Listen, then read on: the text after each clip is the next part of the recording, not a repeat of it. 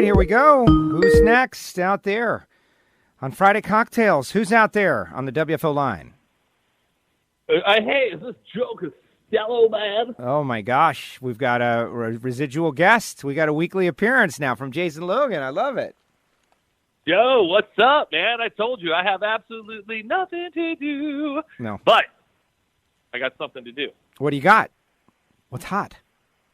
So today, Joe, Friday. because I followed your lead, and said, you know what, Joe Castello can have a thriving television show. He can have a worldwide podcast. He can do his whole thing. You know what I decided I wanted to do, Joe? What's that, Jason Logan? Uber Eats, baby. Woo! Uber Eats. Oh, this is fantastic. So we have a genuine adventure story going on. You know, Jason, after the first episode of Friday Cocktails did so well, Gio in Miami, who is my Ignition co-host, great friend, and you really brought it strong last week. I thought that was good stuff. I had some positive feedback. Here we are. I don't know. I think the adventures of Jason might be something on a regular basis. So what are you saying? You ordered a meal from Uber Eats? No. Your boy is getting in his 2004 Ford Expedition with 235,000 miles on it, and he will be bringing you into the greater Orlando area the food that you have ordered. Oh, yeah. Team Mellow Yellow is delivering food now. Wow. I don't know what I think about that. I think, okay, I got a bunch of things that I think about. This is great. Now, do you have a cocktail? This has been kind of a serious. We had some seriousness happen early on, and rightfully so, and it has been great. But it's a casual conversation where we discuss the issues of the day. Broward County is in lockdown, but I think Jason becoming an Uber Eats driver during the downtime between drag racing might be exactly the levity we are all looking for. Why did you decide Uber Eats? Why not something else? Well, last week when the state of Florida said, hey, we're not going to have anybody going to restaurants and things like that, yada, yada, yada. And I'm like going, oh, my God, the forethought, the how should I say, the foresight, the Nostradamus-esque that is in my head. On Monday, the 16th of March, when they closed down all the restaurants, I said, hey, I need to be an Uber Eats driver because people still need to eat. People still need to do their thing. But what I didn't realize is process. So it's taken up until yesterday for me to become an Uber Eats driver. I mean, we're talking like a week and a half. Wow. I'm like, what are we doing here? I mean, they had to do a background check. They had to the license, the insurance, everything checked out, but the background check, which, of course, I'm a upstanding citizen, and I don't have anything going on. No, you're a good person. But they still had to go through the process. Of course, and rightfully so, and I appreciate them for doing that. As a customer of Uber Eats, I want to know who's touching my food. But at the same time, this is an interesting development. I was not expecting this kind of gold at the end of our Friday Cocktail show, but I have so many questions, Jason. Of course, let it fly. Well, all right. So first of all, I want to see you be successful in this new venture, number one. And so it's like some of my questions are very serious questions. Like, aren't you a little concerned, like driving around, dealing with the public, walking up to people's doors, handing them stuff? They open the door. Thanks for my food. All right.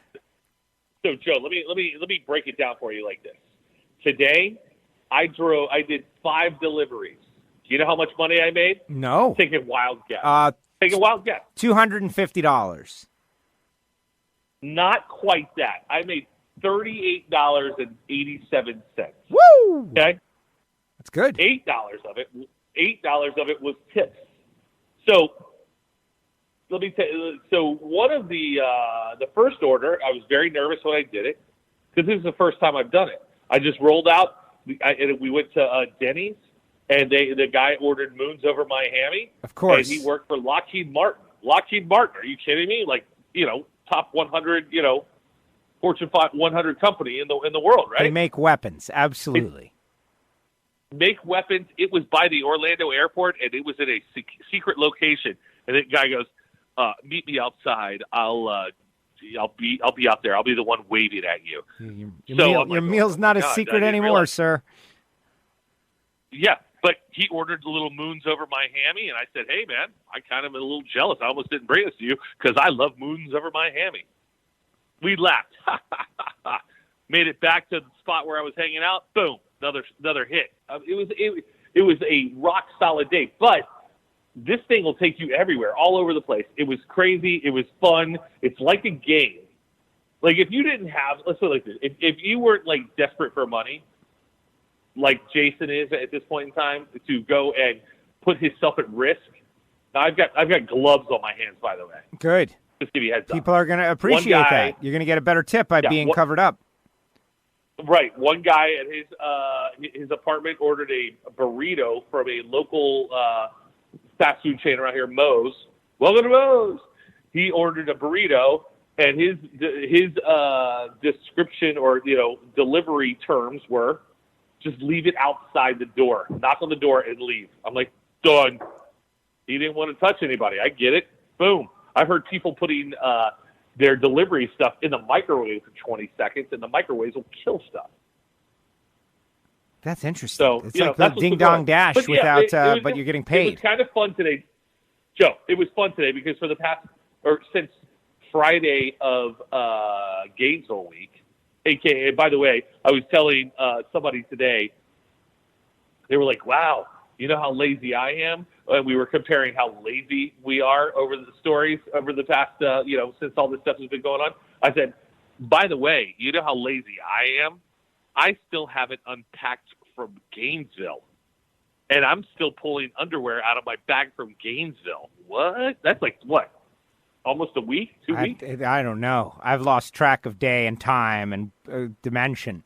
I've lost track of all of it. I come into the studio, I turn on the microphone, I talk into the microphone, I post some stuff, I send out a tweet, I go out, I wash my car, I come back, I get food, I fight for toilet paper. Like it's all blurring together, man. So you're still 2 weeks ago.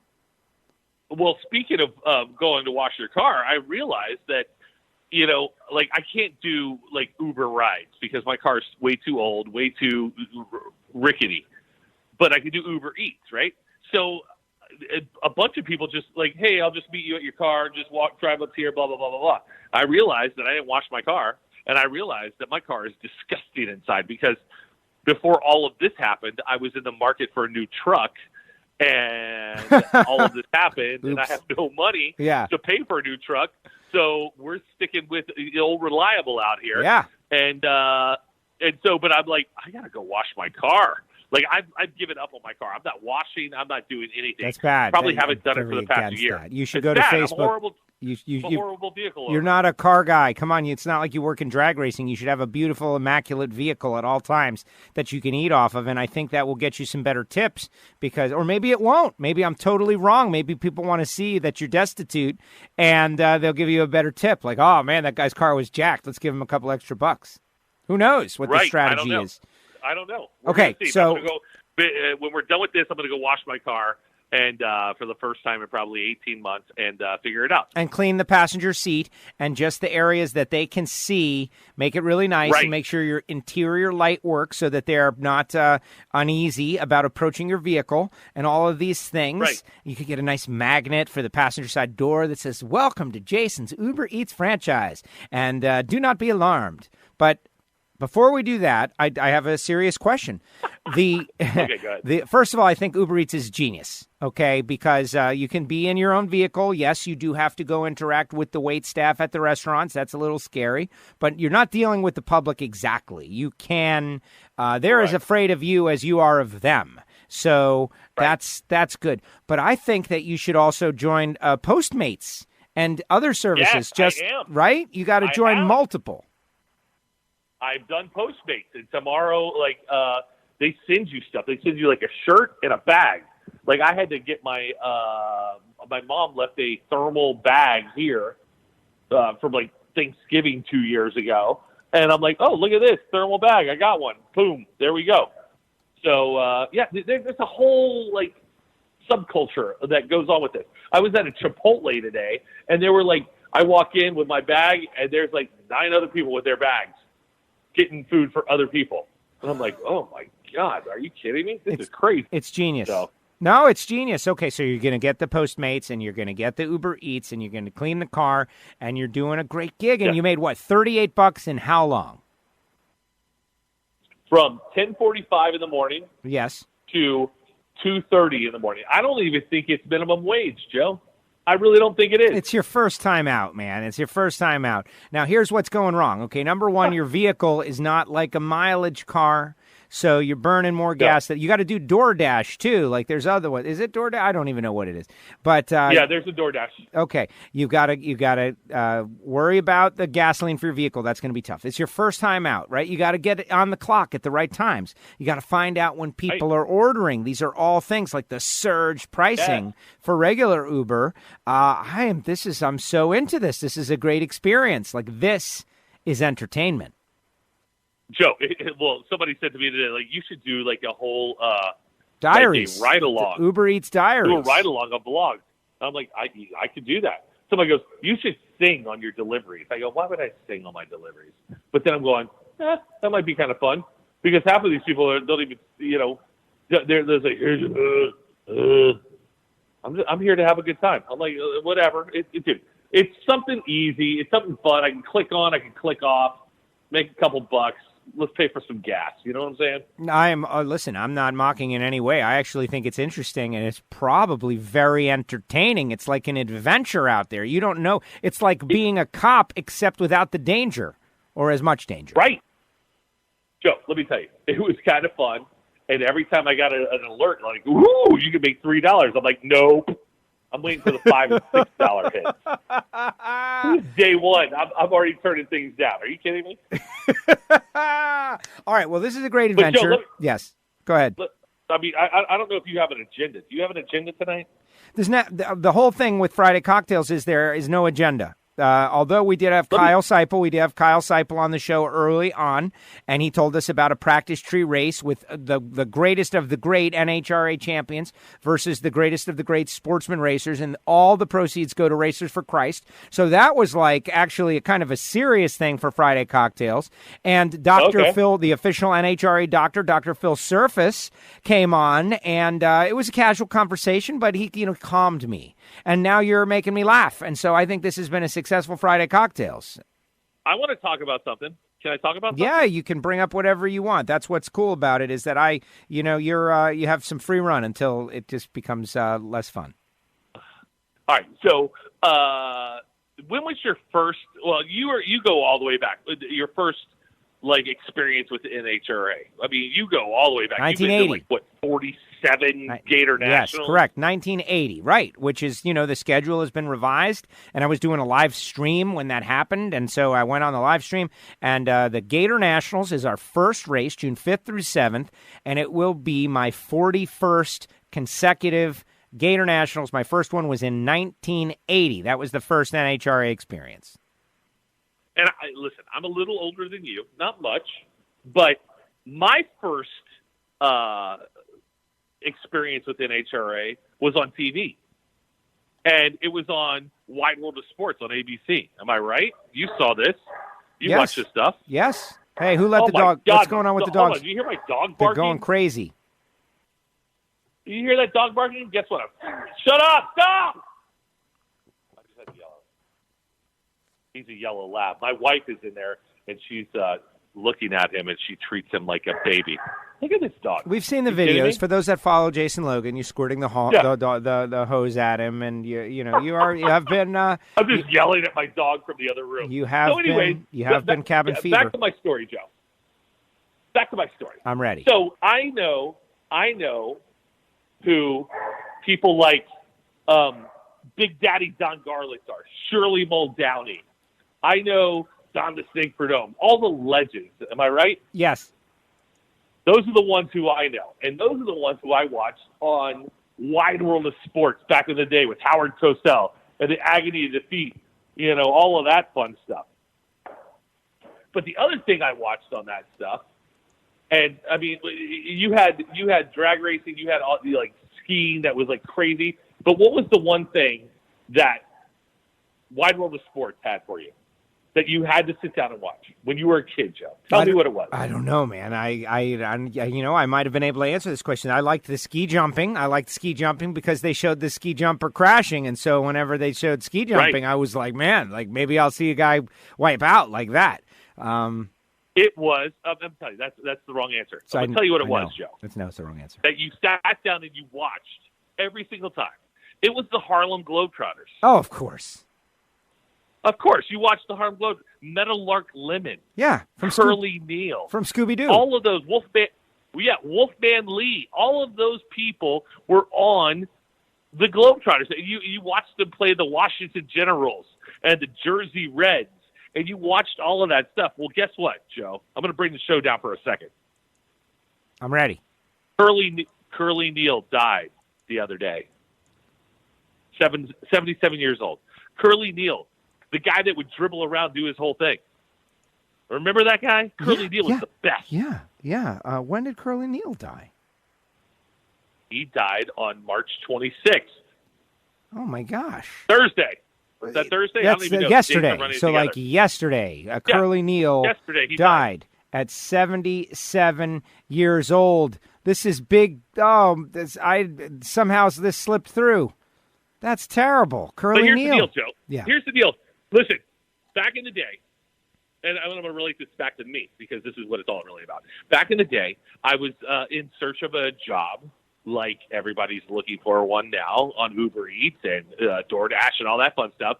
Well, I decided that I was going to try out to be the Orlando Magic mascot. I was going to be be Stuff the Magic Dragon. Oh, really? And so I auditioned for this, and I didn't get it. But my friend, who I went to high school with, worked for the Magic. She goes, hey, listen, there's another opportunity. It's for the Harlem Globetrotters. And I'm like, what? The Harlem Globetrotters? Now, by the way, I'm like 28 years old, 29, and I'm like going, the Harlem Globetrotters. I remember the Harlem Globetrotters back when it was on Wide World of Sports with Howard Cosell, Curly Neal, Meadowlark Lemon, Wolfman Lee doing the thing. And, oh, by the way, here comes Big Daddy Don Garlits. Here comes, Shirley Muldowney. Here comes all the legends that we've known from drag racing in between the Meadowlark Lemons in China doing their thing, right? It was a whole program. Wide World of Sports. I'm like, man, of course I'm going to go audition for that. So I go and audition for this position, and it was the mascot of the Harlem Globetrotters. And the Harlem Globetrotter mascot was named Globey.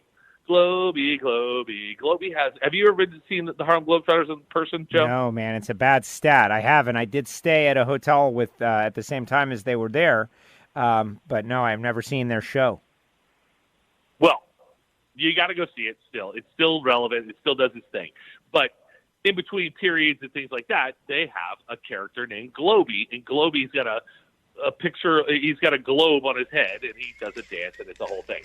So I end up getting this gig at the age of 25 years old, and now it was 25 because I was getting married, and they were like, hey, listen, our season's going to be heading out to we're heading to China, we're heading to all these places, you're going to be gone for 6 months. I'm like, yo, I can't be gone for 6 months. I'm getting ready to get married. Are you kidding me? A little Sweet Georgia Brown in the background, Joe. I like it. It took me a little longer than I would have liked to, but we got there eventually. That's okay. But it's a little Sweet Georgia Brown in the background.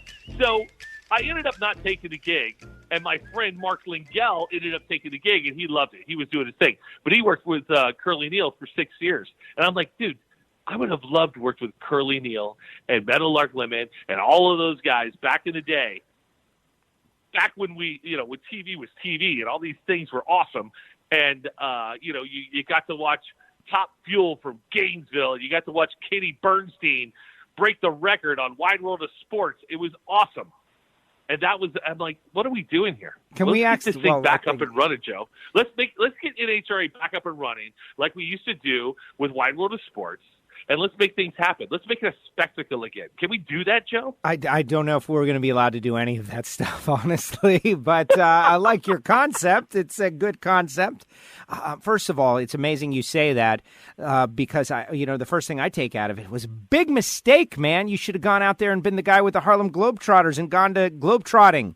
You should have trotted the globe with the Harlem Globetrotters and Curly Neal and Meadowlark Lemon. They could have wrote you into Scooby-Doo. It would have been great. Big mistake. I know we've all got those things that we regret, and that's one of them, obviously, for you. But you did get married and had children, and you have a wonderful family, and so that's one of the tough calls. Yeah, but if they ever annoy you, you can throw that in their face.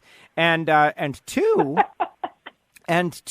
I'm still sad about Curly Neal.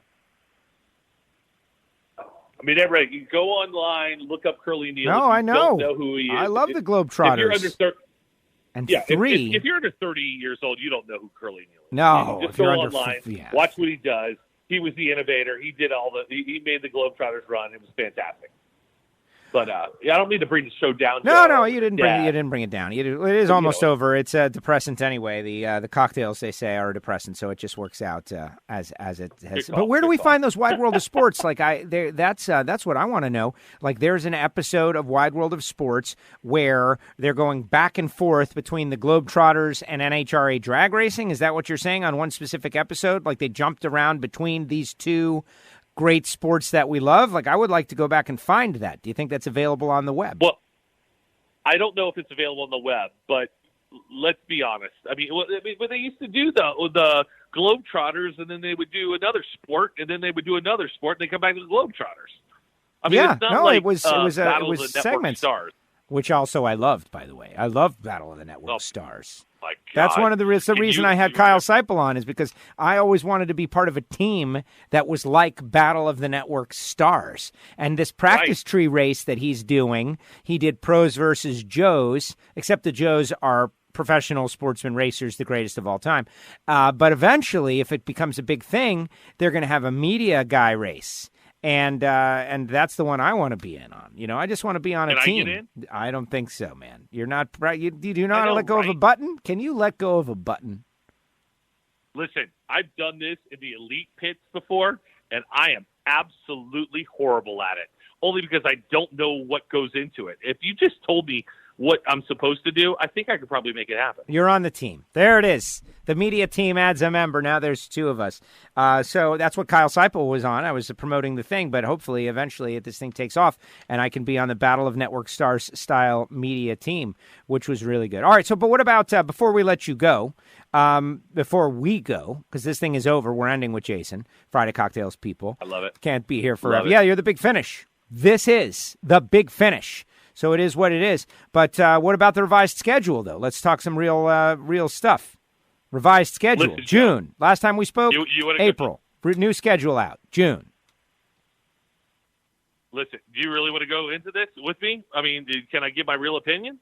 Or should I tamper it down? I don't know. I don't know what it is. So maybe you should tamper it down, or maybe you should tell the real opinion. I don't know. I know you want to keep everybody safe, and you're not going to say anything that's going to endanger the lives of people and cause them to go into the street and touch the handrail on an escalator. Or put their tongue on a window someplace. Here's what I think, Joe.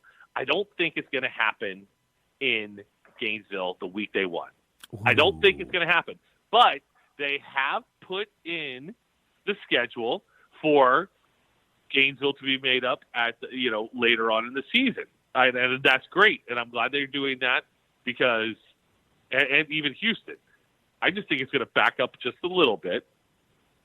I don't think that the governor of California is going to let anybody do anything in a big setting forever until probably next year. And I think we're gonna miss a couple races. I think we're gonna get Indy in. I think that's going to be the big one. I think that's where we're all going to be, and we're going to get Indy doing its thing. And again, that's kind of where I was going with the world, ABC Wide World of Sports. I think that's where we're going to be with this thing.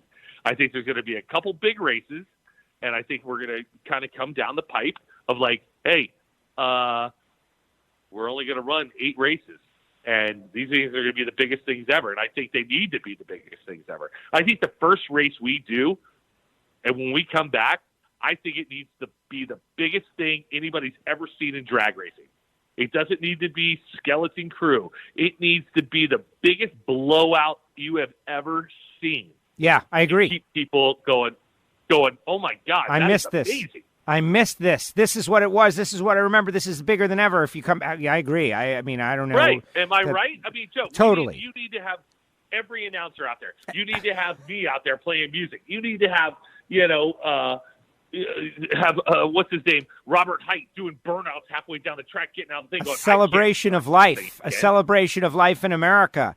That's right. Right. That's what it has to be, because we're going to be like think about the post-World War II euphoria. That's what we're going to be feeling. Right. You think about the picture of the kiss in Times Square. That's what it's going to be. It's going to be the first time people are around other people, and we're going to have drag racing. We're going to have nitro. We're going to have fire. We're going to have music. I love where your head's at, Jason. And whatever, like whenever it happens, I'm all in. But yeah, they're going to have to go big.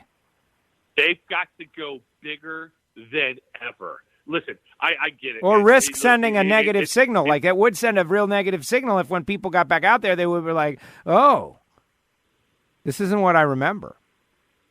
Right. Exactly. I mean, can you imagine Norwalk, Ohio, not blowing the doors off? No, Bader's going to do it. It's going to be great. They need to have every jet car out there. They need to have that truck out there. They need to melt that place down. And I think Bill Bader's going to do it. And I'm telling you, that place, those types of races where, you're in the middle of America and you're doing your thing and you live for this, you have to blow it out. Wow. You know what? You're saying is that makes a lot of sense to me, but in many ways, but it's also like this is very true what you're talking about, Jason. Like, I don't know if you intended to get first you brought us down with Curly Neal's death, and now you're getting very serious in terms of the economy. But those are the signals that are very important to whether or not the national economy is going to succeed. Like when we get back, if people are all tentative and offering up like half portion meals and like, are you willing to accept this now? Because we didn't really want to spend any money. Then people are going to be like, oh my gosh, America has changed forever. This is terrible. When you come back, you got to come back big and you got to be like, no, world, we're back. And I think it's going to be great. I love where your head's at, Jason. That's good stuff. I agree. Joe, we're America. We only do things big. Yes. I mean, can you imagine how? I mean, listen, away from our thing. What did they just say for Indianapolis 500? They're going to blow it. There's going to be a fireworks display like you've never seen before. They're going to go all out and go all in.